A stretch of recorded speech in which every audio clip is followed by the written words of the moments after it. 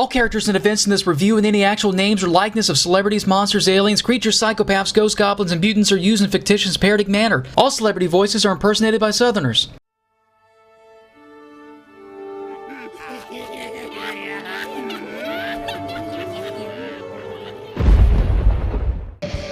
Great job fooling those gullible sci-fi dinks, Toxie! Now that they think we're sitting around with our thumbs up our asses, when are you guys gonna make your move? What? No, Dad, we agreed to a fair fight that'll settle this war once and for all. We promised. Well, hey, you know how many people I've known to break their promises just to fuck me out the caboose? I can only sit lopsided now! We have to keep our word. We have to remain positive role models for the kids. Alright, play it your way, Toxie, for the kids. But I need you guys to kick Full Moon's ass already and come back to Papa. Who are you fighting anyway? One of those rubber aliens or those stupid little dolls that fall out of Band's cheap ass like a factory line of shit muffins? It'll be the Toxic Crusaders against a handful of their Toulon puppets. Big surprise there. When's this fisticuffs happen? Well, seems all the puppets split after arriving in the Crosslands and have been hiding out in the Deathwind Desert somewhere. We have Deadwest and his people looking for them right now. In there. Lock and load.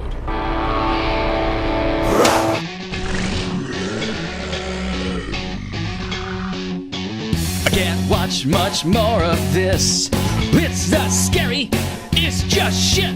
Paper mache and painted laser rays. Dumbass monsters made of clay. If you want to scream, come scream with me. Scream, shoot, scream, shoot. If you want to scream, come scream with me. Scream, shoot, screaming, shoot. What the hell is this supposed to be? Action, romance, or sci-fi comedy? I just don't have fucking time for this shit. Bring on the blood and show me the tits. If you want to scream, come scream with me. Scream, shoot, screaming, shoot. If you want to scream, come scream with me.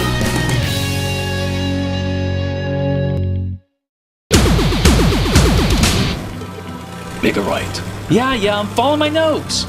You guys sure they're in here? Hey, a scent doesn't lie.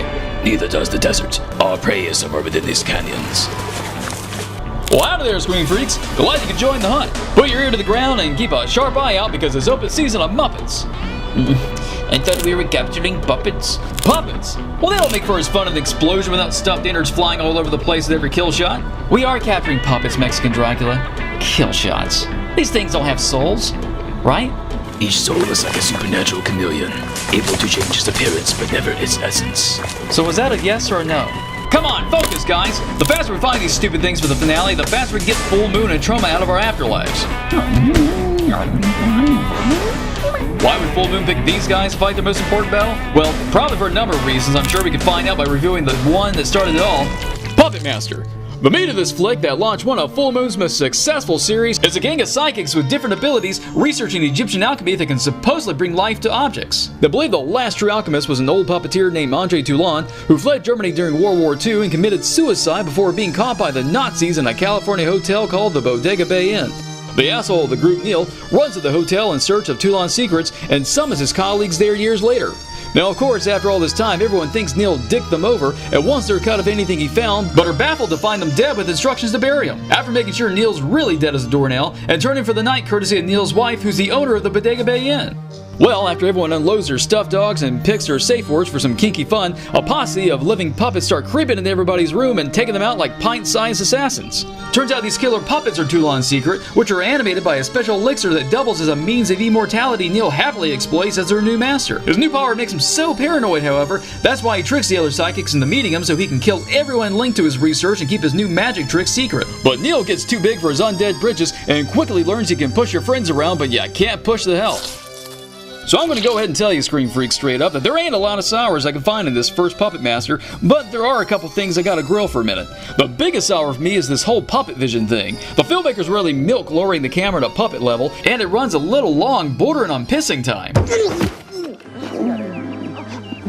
Are you fucking kidding me? Are these cartoon birds I hear? And what's with all the breathing? I didn't think these puppets had lungs. It was really baffling how close these little guys look like they're about to be caught, but you can't tell if the people see them and play it cool or if they're just that oblivious of puppets scurrying around. I mean, look at this here. How in the world could this person not see this puppet right under his nose? At this point, the puppet would just have to be invisible not to be seen. Well, then again, we're talking about folks who can't tell the difference between a normal woman's touch versus the Barbie dolls. What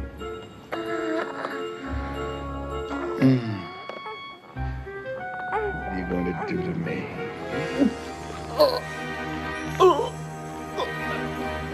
Yeah, sorry. Got lost in the scene there for a moment. Checking the pissing timer, there is a moment or two that kind of drags. You can make a beer run while Blade's dodging around furniture or have a quickie without missing a beat during a dream sequence that lasts about 5 minutes, but don't worry none about bogus gears. Switching to the Suites of Puppet Master, it has a strong ensemble of talent, with each character uniquely written and acted with their own quirk that makes every role memorable. You've got psychics who see premonitions in their dreams, tell fortunes, and there's one horny gal who can tell the history of anything she touches and is constantly being turned on by all the dirty action this hotel's seen. With most of the story told through the point of view of this dream-tripping psychic named Alex who befriends Neil's widow, this is more or less the psychic story with the puppets kind of just in the background. There's the most iconic of the bunch, Blade, whose knife eyes were somehow seeing the puppet vision through. Pinhead, the muscle of the group who has a midget doubling for his hands and all his close-ups. Isn't this how you always imagined a real fight with Chucky would turn out? There's Tunneler, a guy with about zip personality that makes you think of that bad guy from Mega Man. Leech Woman, who slowly hawks up big leech loogies that somehow kill you, and she's probably the weakest puppet if it weren't for Jester, a timid-faced spinning fellow who just likes to watch from the corner. They all look cool and have some wicked kill scenes, but it's not like you get to see a lot of their personality or learn much about them. All that's explored in the rest of the movies, but for the first time out, all you know is they're puppets that are somehow alive and do whatever their puppet master tells them to unless he's breaking shit and insulting them to their faces. Seeing these fatal action figures fight, let's check how many bodies this sucker stacks. We got an average of 6 bodies. Round the table, Blade cuts down the fortune teller, Pinhead whacks the maid despite her fortune teller's warning to stay clear of the fireplace, Tunneler and Leech Lady break up the sex party, they all take turns putting the beat down on Neil, and Jester just hangs back and makes faces. Oh, come on now! Even Toulon offed himself and you couldn't score 1 kill? Get your faces in the game, Jess! And for those who care, that stuffed dog is brought back to life and lives happily ever after with Neil's wife who hints at knowing some of Toulon's secrets. As you would guess, the psychically roused hottie's the one showing her talents, but not the way you might expect. We get Sophie's nip slips in the tub and more violent sneak peek in a vision she has while riding the elevator. Certainly cuts a lot of foreplay out of the equation for Mr. Forehead here. Billy! Let's look at the ingredients of this thing and see how it rates.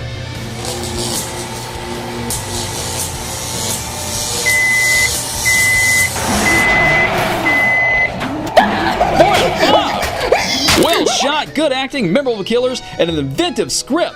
This film's near perfect in my opinion. I would have liked it if they had pushed the craziness with the dolls or Neil coming back as the super dead a little more, given us a little bit more boobs since they bother introducing Nympho Psychic, and paid more attention to those puppet vision shots. I'd recommend this film to fans of Punch and Judy, those people who designed the different versions of Clue, and sickos with leech fetishes, but what do I know? I like Killer Tomato movies.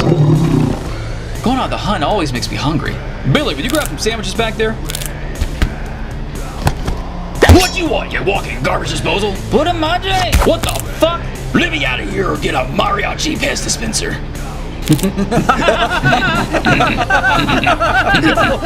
What's so funny? Go ahead. What? Come here. Billy, no! Back with you, can't eat him. He'll possess you from the inside. Let me go, you assholes. What are you doing here, Ginger Dead Man? I heard you were looking for those runaway dolls from Full Moon. I'm looking for them too. Why are you looking for them? Cause I'm rising to the top of the food chain. I take out the competition and instantly become Emperor Band's biggest star. I'll become the face of Full Moon. You're going to take out Full Moon by yourself? Hell, maybe we should just let you in the war then. You can at least pick up the toys for him. Full Moon stinker toys ain't no joke. You ignorant fucks don't know what you're strolling into. Oh yeah? Well, let's just see with the review up. Puppet Master 2, His Unholy Creations. The meat of this sequel is possibly my favorite of the Puppet Master series because it's a macabre tale of mad magic and sinister experiments that give some insight into what makes the puppets tick. So it turns out there's a dark and spooky view of a graveyard next to the hotel where guests can enjoy the sight of tombstones erected for guests who didn't make it during their stay. One such guest is Puppet Master Andre Toulon, who the puppets work their little wooden hands to dig up and resurrect with what looks like Herbert West Reanimator serum. It's this same serum the puppets need to live, and they seem to be running low, which is why they need Toulon to make some more for them. Toulon makes a quick visit to the Universal Monsters Goodwill store to hide his undead appearance. Toulon wastes no time resuming his role as a puppet's master once again, adding to their Tinker Toy army and making plans for making himself a new body. He runs into a hiccup, however, when the owner of the hotel from the last movie turns up dead with their brains scooped out, and Alex's visions send him to a rubber room ranting about the puppets. This stirs up one government agency's interest to check out the hotel with a team of paranormal investigators who rigged the whole place with cameras and other recording doodads in the hopes of finding answers to a lot of questions. With the hotel technically abandoned with no heir after Neil's wife's death, Toulon lays on the creepy charm and moves among them, claiming to be a longtime resident named Eric who the hotel was left to while he was out of the country. Of course, they ask for proof for what's obviously a tall tale, but he just tells them he don't need no fucking papers and to not disturb him in his room.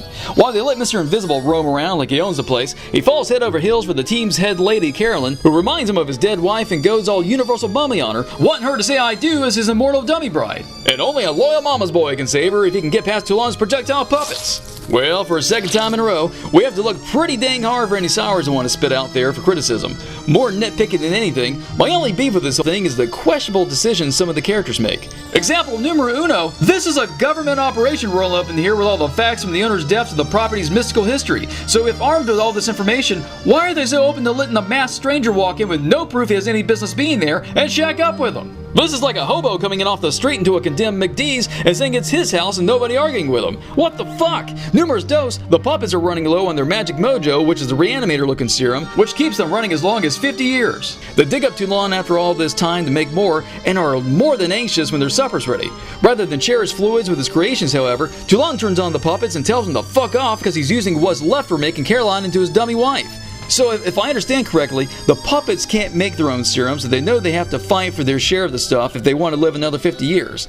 But after they yank it from Toulon's smoky pile of cinder, they use it to make the investigators' weakest member into their new ringleader, which I'd imagine means they're still running on fumes. And what was the point of killing Toulon if they still don't get their juice? Why is this terrified psychic chosen for their leader and seem happy being reincarnated as a party shop mannequin, ready to terrorize mentally troubled kids with these tiny terrors on tour? And an even better question, how does somebody squash a killer puppet like a bug and kill him? He's wood and gears for fuck's sake, it's still in one piece. Maybe he just spent his juice faster than the others with all the head drilling.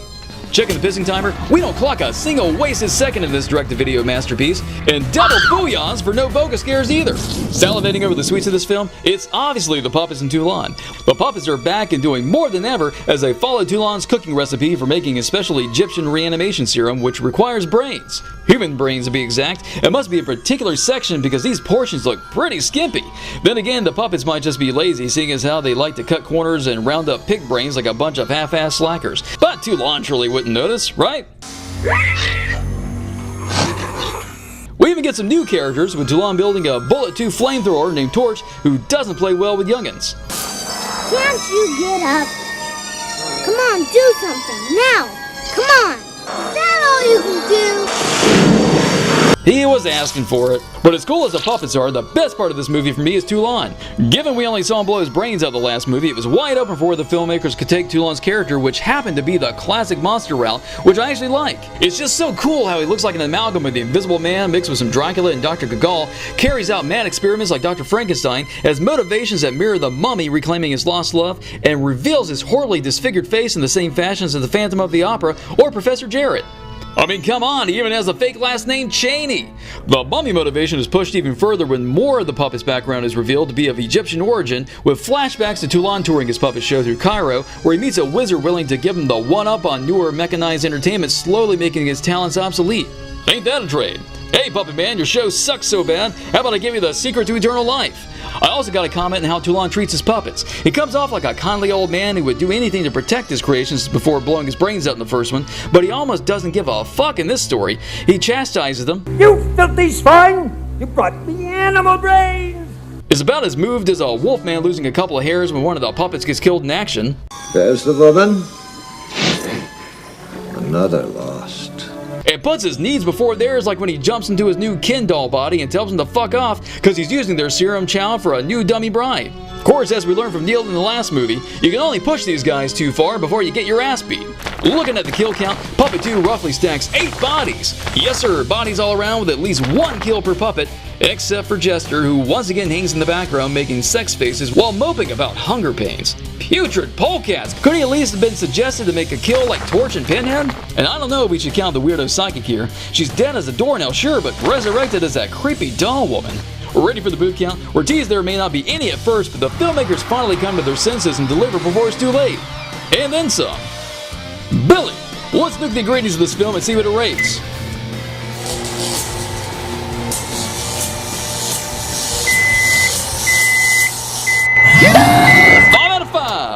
A superb film, this offers more puppet terror, a higher than average body count, at least one pretty gal's talents, expands the Puppet Master mythology while maintaining the mystery, gives us a new cast of interesting characters in the same vein of the last movie's victims, and offers a compelling villain who drives the story. I'd recommend this monster of a film to horror romancers, fans of sex dolls, and pickup artists needing new lines. But what I know, I like Killer Tomato movies. There! What? I saw something move over there. There it is again. We must be closing in on them now. Well, move them out then. Time's a wasted. You're wasting your time. Troma's gonna lose whether or not you capture Toulon's puppets. I don't pay him no never mind, Scream Freaks. Why don't we pass some more time while we review the next film? Puppet Master 3, Toulon's Revenge. After watching Toulon be a dick to his puppets and literally fired from being their head honcho, the meat of this Puppet Master chapter takes us back to when they were all still friends and fighting Nazis in Berlin. That's right, rather than move the story forward with crazy-eyed dummy bride calling the shots on the road with more puppet backstory revealed through flashbacks, the filmmakers decided to take a big step back with a World War II adventure, showing how Toulon escaped the Nazis in 1941 before blowing his brains out in 1939. Wait, what? Hold your horses! Are we rewriting history, peeking into an alternate timeline? Or is Toulon's face a wrinkle in time causing paradoxes? Or the filmmakers just didn't take the time to pop the first tape in the VCR and double check their continuity?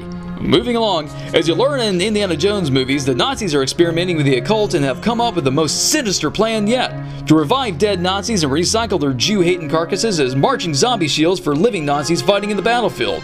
I know it ain't quite as necrofancy, but I'd rather be behind a tank than some stumbling compost bullets are going to tear through like piss through tissue. But the evil egghead can't figure out how to MacGyver sign this thing, however, and seeks to steal Toulon's secret Egyptian formula after a jealous Nazi puppeteer reports on the living show ponies. So, Nazis walk in, bust the place up, kill Toulon's wife, take him and his puppets into custody, which is a big mistake, blah blah blah, and the rest of the movie delivers on what his subtitle promises: Toulon's Revenge. Examining the Sours, we're kind of rebooting some things already evident with the time of Toulon's death. Is this a bad thing? Not if you're as open-minded as a comic book fan or a horror lover able to think outside the box. In fact, some changes make you want to laugh your tailbone off. Like the 180 in Toulon's bomb with the puppets from the last movie. Toulon cared for the puppets, sure, but he was kind of self-righteous and sassing the gang most of the time with little remorse for their lives. Here, Toulon is a compassionate leader doing everything he can to keep the puppets safe, which earns him their loyalty. We also learned something new that's pretty fucked up. So since the first movie, we've assumed the puppets are inanimate objects given life, but they're actually people's fighting spirits extracted by Toulon and mixed with his secret serum to be injected into whatever vessel he's crafted.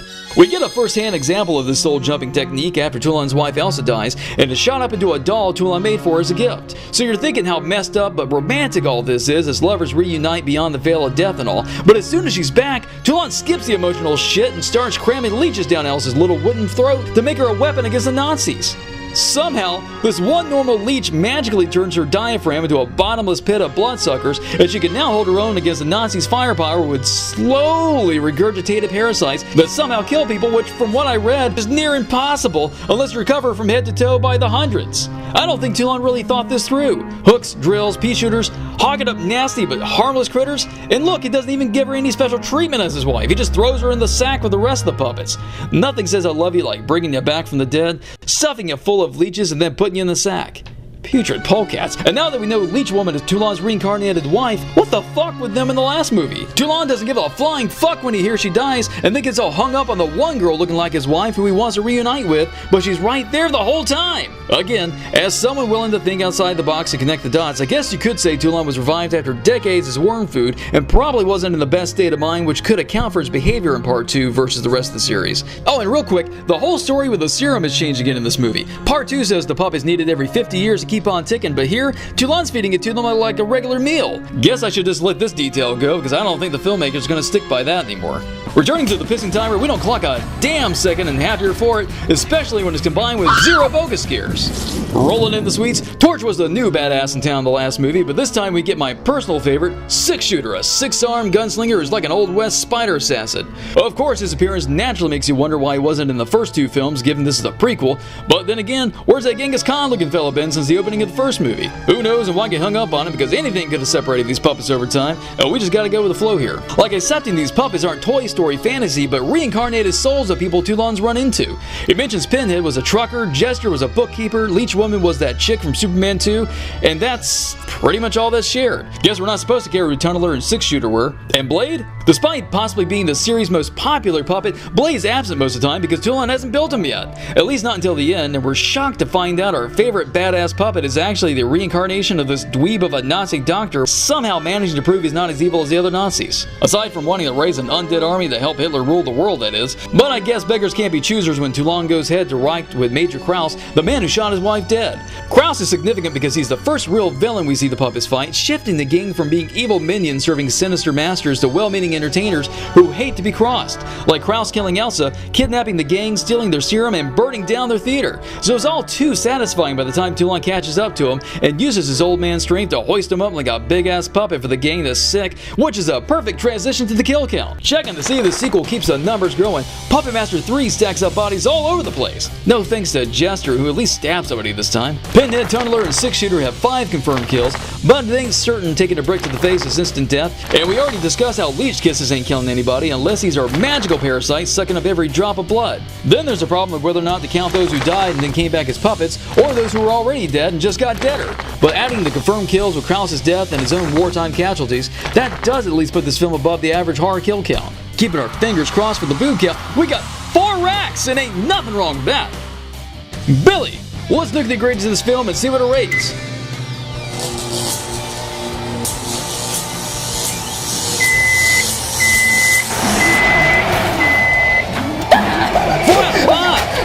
While the sequel embraces more adventure than horror, it's still a well-made film with great historic sets, strong talents, and a script that doesn't disappoint unless you hate changes of story details that make you question whether the filmmakers are taking creative liberties or just failing to research their own material.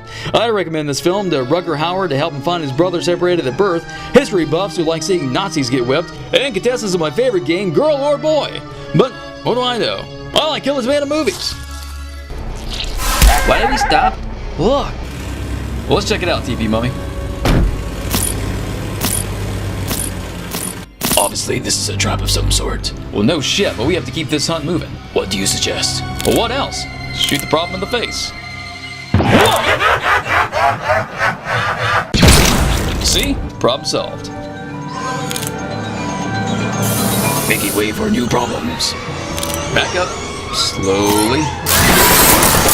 Back to the truck! Hurry! What a shit pickle we're in this time, Screen Freaks. Why don't we jump into the next review while we shake off these evil ankle biters? Well, let's take a look at Puppet Master 4, The Demon.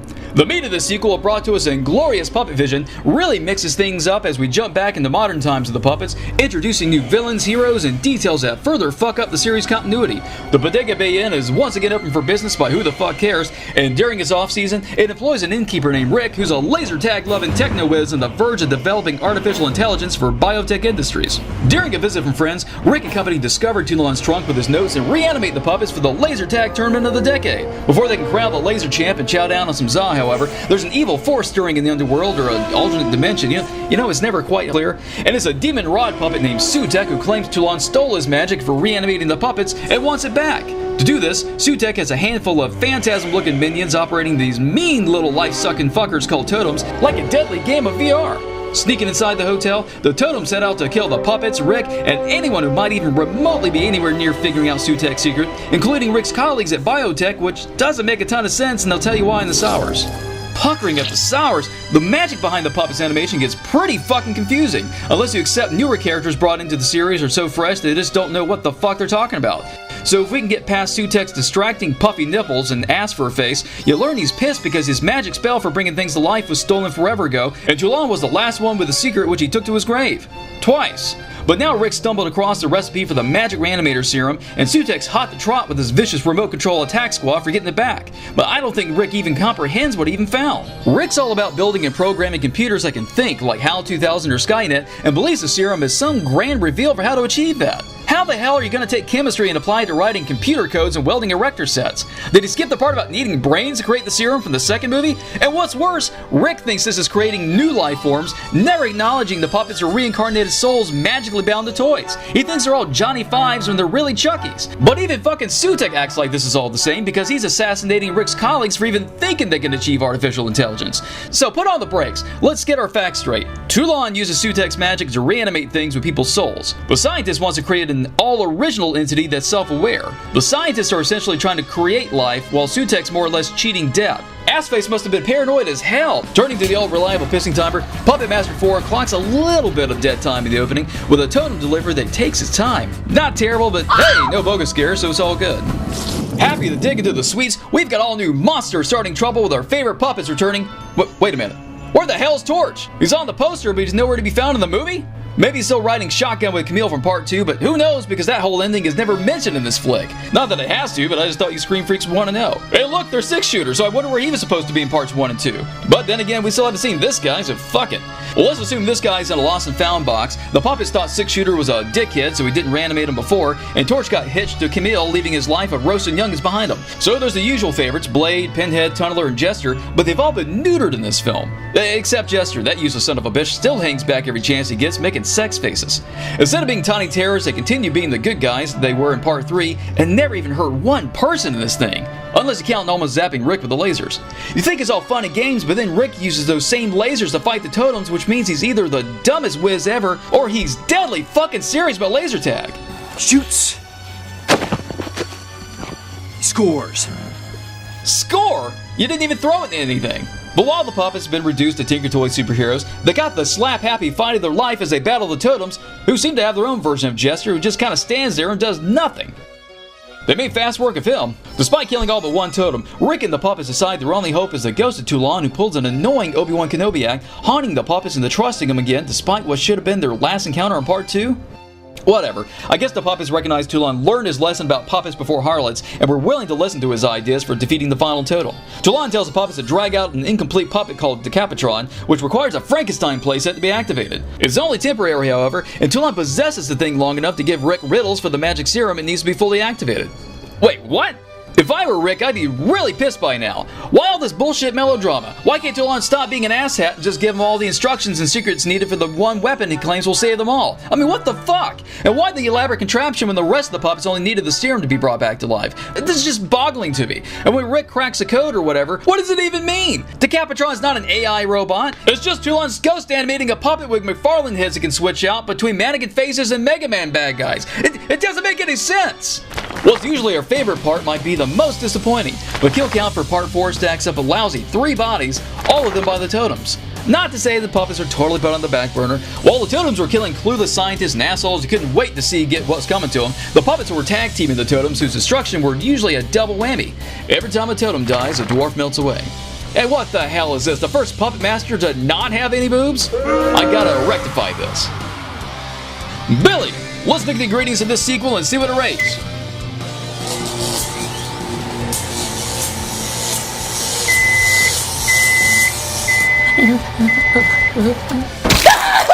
Three out of 5!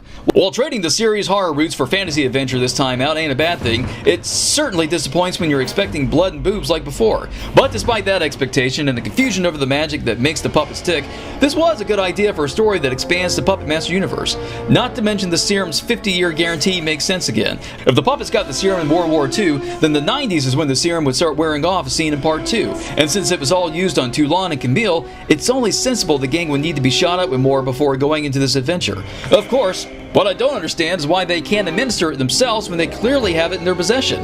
Must be times like this Blade curses Toulon's practical designs for 2 stab action hands. I'd recommend Puppet Master 4 to Parker Brothers if they ever decide to upgrade their Ouija boards, laser tag enthusiasts, and writers who can help this gal come up with better things to say in a fight. Get off her, you little bastard! Come on, you little bastard! Come on! But what do I know? I like Killer Tomato movies.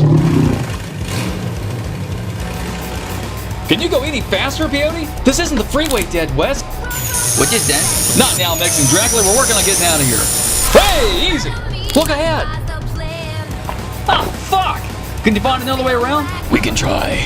Well, while we're busy figuring that out, let's start the next review with Puppet Master 5, the final chapter. Yeah, right. But meat of the sequel is pretty skimpy if you ask me, Scream Freaks. We pick right up after the events of Part 4 with people dead, and the Fuzz in a hurry to pin the blame. Unfortunately, Rick's the prime suspect, and he ain't helping his case when he commits a big no-no in horror movies and blames murders on unbelievable things like killer puppets. But before the cops can massage a more sensible confession out of him, Rick's employer comes to the rescue, bailing him out so he can tell him all about Toulon's secrets. Rick's superior, Dr. Jennings, thinks it's too good to be true and hires some goons to help him hunt for Toulon's secrets in the hotel for his own gain. Rick gets wise to Jennings going behind his back and hurries to help the puppets and save Toulon's work, but things get more difficult than expected when a bigger, battered totem hits the scene, this time operated by the ass face himself, Sutek, who's still after stolen magic. Rolling her eyes at the sours of this film, my biggest gripe with this flick is how thin its story is with a lot of repetitive dialogue. What? Life Force. Life Force Rick. Life Force Rick. Rick. Life Force Rick. Come on, guys. Are we on the same team or what? We're on the same team, guys. Remember that. And how much it mirrors the last movie's plot. In Part 4, Rick has Sutek's magic, Sutek sicks his totems to retrieve it, and the puppets defeat him with the help of Decapitron. In Part 5, Rick has Sutek's secret, Sutek sicks his ultimate totem to retrieve it, and the puppets defeat it with the help of Decapitron. Both movies even have Rick's jealous co-workers trying to steal Toulon's magic from him, for fuck's sake. It makes sense when you know 4 and 5 are shot back to back, which explains why their stories are so directly connected, but the filmmakers really should have just combined everything in the one movie as similar as they are, and as incomplete as they feel as separate installments. Like I always felt Part 4 had a lackluster ending, and that's because there wasn't a big bad guy to defeat at the end, which should have been Sutek with his totem saved for Part 5's finale. You know, it never made sense in Part 4 why the puppets needed Decapitron so bad when they could clearly defeat these run-of-the-mill totems without heavy artillery, you know? But Sutek? Now that's a final boss battle worth bringing the big guns in for, and a natural escalation of danger for the puppets. You know, I'm starting to think Sutek is so hell-bent in getting his magic back because he actually lost it. Like he figured the one magic spell out, wrote it down so he wouldn't have to memorize it, and then lost the one and only copy, which is why he's poopy dancing mad to get it back. You'd think he'd just pick it up without any fuss when he was just sitting untouched in the hotel walls for who knows how long, but whatever, we don't know his life. Given the sours, it's almost a joke to look at the piston timer because, like I said, the whole movie is mostly these goons sneaking around with little to no tension, so it's almost all pissing time. But we can say there's about 5 minutes of recap in Part 4 if you want to count that. And no bogus scares, of course. But Sweets is certainly a short listen this one. As you guessed, it's the puppets. Everyone from Part 4 returns, and what in tarnations? Torch is randomly back? Not only that, but Rick knows who he is? 6-shooter Torch. Go downstairs. Is there a deleted scene I missed of them meeting? And just like last time, the puppets continue being G-rated, dialing their bloodshed back to fantasy brawlings, except for Torch, who missed that memo in Part 4 and says, fuck that shit! Other than Torch's blazing return and seeing Jester finally take some action, the only highlight to Puppet Master 4.5 is seeing the puppets fight Assface's totem. Did Blade just make robot sound effects? Decapitron showing off a new X-ray vision head accessory that looks like a bomb on his shoulders.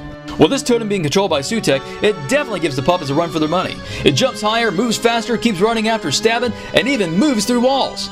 Now this makes sense for reactivating Decapitron to kick some ass. Wait, reactivated? Why the hell did they ever turn him off to begin with? Not only that, but Rick's got to solve the Life Force formula again to resurrect the hunk of junk?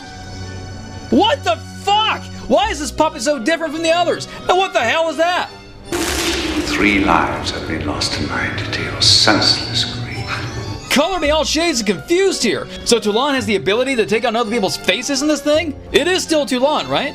I thought it was morphing into Toulon's face because it was possessed by him, but now I'm not so sure. Decapitron looks cool as hell, but Putrid Polecats, is he the most confusing character to wrap your head around? No pun intended. Ugh.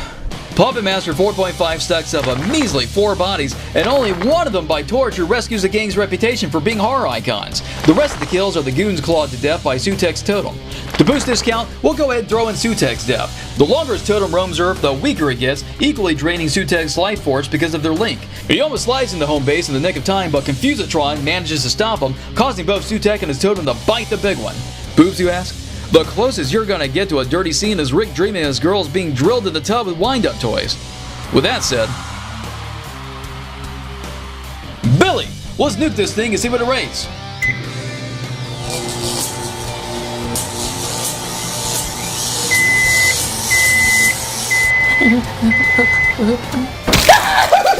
Three out of 5. I would have rated it 1 lower when compared to the rest of the Puppet Master series, but judging it as a standalone film, it holds up alright.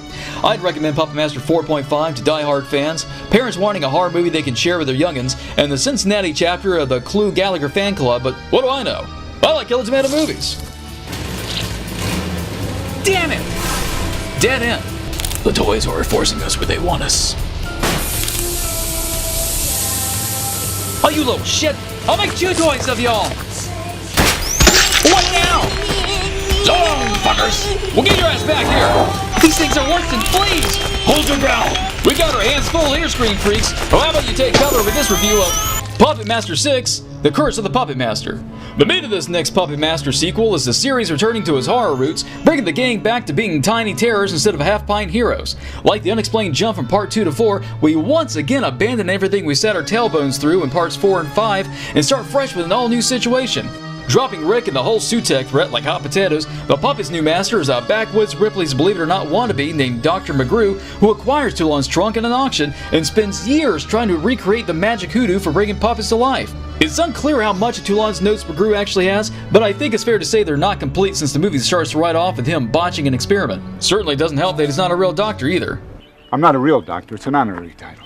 Anyway, Dr. McGrew meets Tank, a gas-pumping simpleton with a skill for whittling, and offers him $35 a week to carve things for him. Faster than you can say box of chocolates, Tank jumps face first into his new career and meets Toulon's puppets, as well as McGrew's daughter Jane, who's a little more than distracting. And that's too bad because Tank needs all the brain cells he can muster to realize things aren't on the up and up, as McGrew drops some less than subtle hints about his endgame for the dumb log. You want to know the secret of how to make a dead thing live? You put your soul into it. I'm trying to say I don't want you to be too attached to money. I don't want you to get hurt. You put everything you have into this carving. But just in case anything should happen, and I don't think anything will happen. But just in case something should happen, I think it'd be better if I were here with it. And you have my word. It will live. Smooth. Okay, I think the biggest hour for most fans will be how the puppets aren't the focus of this story. Like in the first one, the humans are the main characters front and center while the puppets are kinda just there. They'll add to the story, drive the plot, nothing. Not to say that's bad at all, but this would be pretty much the same movie if McGrew only found Toulon's notes and tried recreating the magic without the help of killer puppets. Not to mention, I think McGrew's lacking a little motivation, you know? For someone who's not a real doctor, why is he so determined to pull off an experiment capturing souls and hunks of wood? Given his oddity tourist trap and roadshow, maybe he wants to create new puppets to show off for his own slice of the fame and fortune pie? But if that's the case, then why not just use the trunk full of puppets already wowing youngins and yahoos alike? Why is this alchemist pipe dream so important he's willing to sacrifice people's lives and fight the fuzz? I really think the filmmakers needed to develop his character a little more, but not as much as they tried to develop Tank, which gets confusing. From the get-go, Tank is one of them shy kind of half-wits, soft-spoken and always meaning well. Kinda reminds me of Jeff Fahey as Job in Lawnmower Man, but this actor was nowhere near nailing that kind of retarded performance on par with Gump and Radio. Then out of nowhere, a little over halfway into the movie, some backwood bullies are trying to go spit on your grave with Jane, and Tank goes into George McFly rescue mode with full retard stream. When everything's said and done, you admire the big log for defending his new kissing partner, but he confesses it's because he just lost control and had nothing to do with her about to get raped. What? Says he was just lashing out at everything that had plagued his life or some bullshit, which Jane dismisses, telling him he's really a good guy. Her words don't stick for long, however, because McGrew keeps commenting Tank's a killer inside, setting him up for the final phase of his experiment. Change of subject, our pacing timer clocks a little over 2 minutes work when we're unwillingly subjected to some pretty boring montages of Tank carving the mystery puppet that'll prove to be his ultimate undoing. When watching Bob Ross paint feels more exciting, you know you're in trouble. Finally reaching the sweets, Toulon's puppets! And what's happened to the lineup now? So not only did Rick supposedly fail to protect the magic Toulon left him in charge of, but Torch and Decapitron are missing, and holy fuck, Leech Woman is back! How the hell did she come back from being burned alive in Part 2? Guess we just gotta chalk this up to the idea anything can happen between movies and leave it at that. The rest of the puppets returning are Blade, Pinhead, Tunneler, Jester, and Six Shooter, all of who seem to have no problem with McGrew as their new master.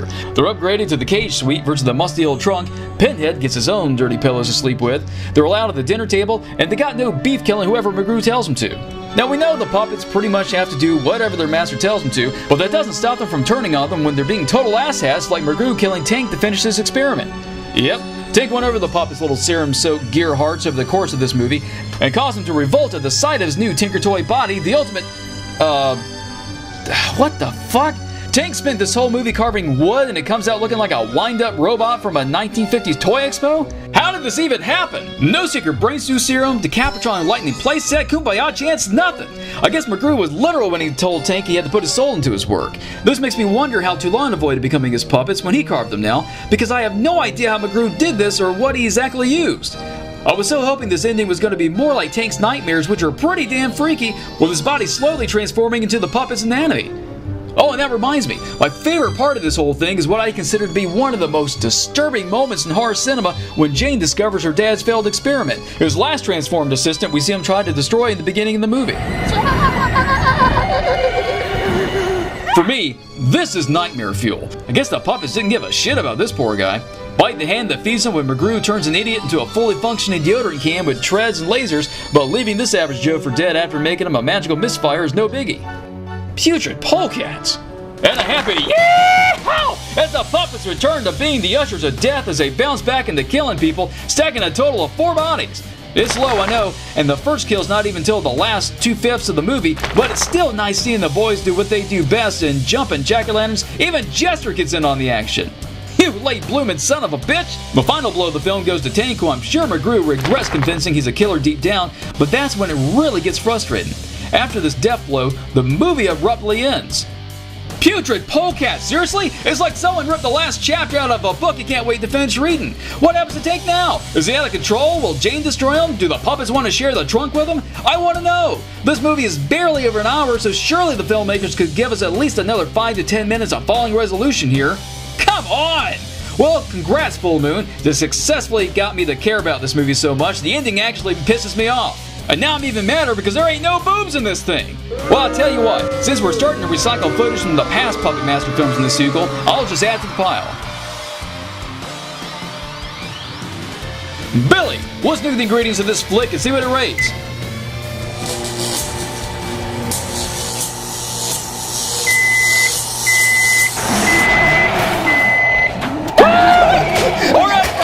Big step up from the kid-friendly sequels we last saw. This ain't a full-blown monster of a film with his slack-jaw approach to writing and developing interesting enough characters and bailing out with no real resolution once things get interesting, but the premise is creepy, the body horror is effective, and this scene just gives me the damn willies. I'd recommend Curse of the Puppet Master to those who wish every night should be dark and stormy, weightlifters still needing convincing how important a spotter is, and anyone playing the David Warner should have played that role game. But what do I know? I like, well, you know. Well, you don't have to be a rocket scientist to see we've been captured during the review. Surprisingly, these useless hunks of plastic don't do too bad for not having opposable thumbs. Where are they taking us? A warrior's death is in the heat of battle, not as a prisoner. Maybe they're taking us to their leader, but who could that be? Out of the doghouse and into the kennel. Well, that's one way of putting it.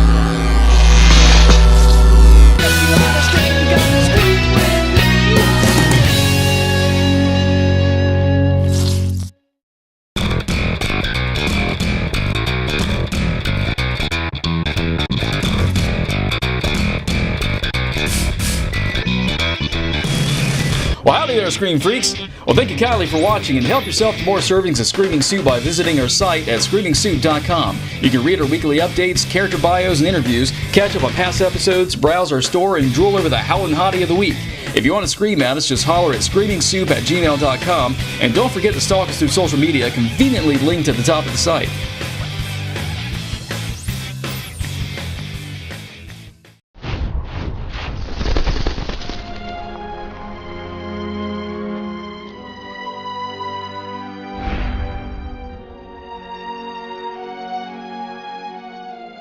No!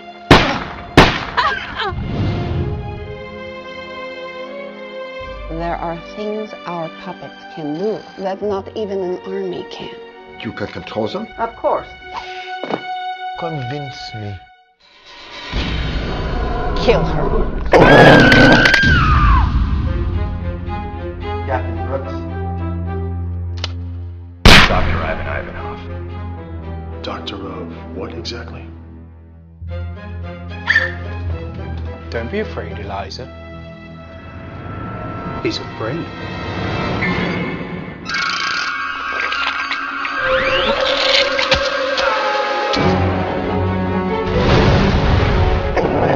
So, my little friend, we will finish our business. I dreamed of sitting in flames. You dare challenge me, a dwarf! I have never tried to control them, only to guide them. Silence!